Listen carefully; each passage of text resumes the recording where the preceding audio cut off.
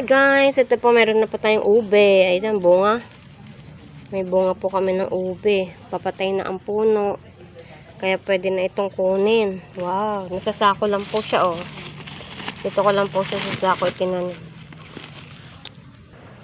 Ayan, hugutin lang po natin to. Okay na eh. No, dahil nasa sako lang siya oh. Yeah, naputo na isa nga. Ayan, ganda, ubing-ubi. Sarap na to guys.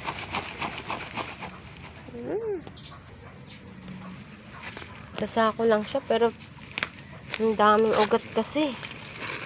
Ayan na. Ay! Ube, ube. Sarap. Sarap magluto ng halayang ube. Ay, nagasgas na. Teka. Ay, kabayo mo.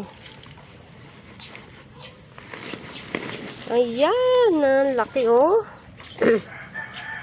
Ang laki-laki, ang laki ng ubi. Oh, di ba kahaba? Oh, tatlo. Tatlong ube ang akin nakuha na harvest ngayon. Wow, tingnan nyo naman guys.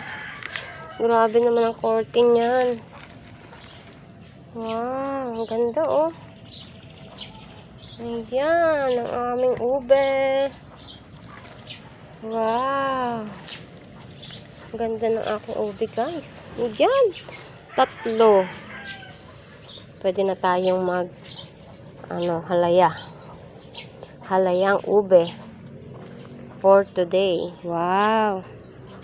Sabi nga, pag may tinanim, may aanihin. Ayan na ang ating ani. Yung isa ibibigay ko sa akin bilas. Magaling magluto yun. Ayan. At yung dalawa, titira ko dyan. Pwede ulit tayo magbiyak na to. Tapos atin pong itatanim para meron po ulit siya maging bunga.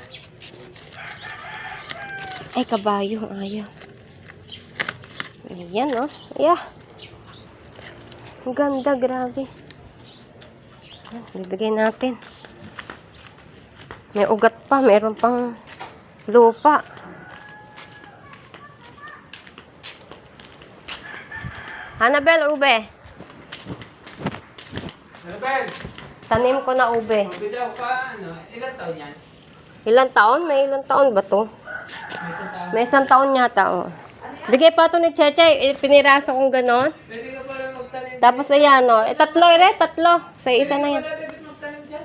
Pwede pa lang kasi gusto natin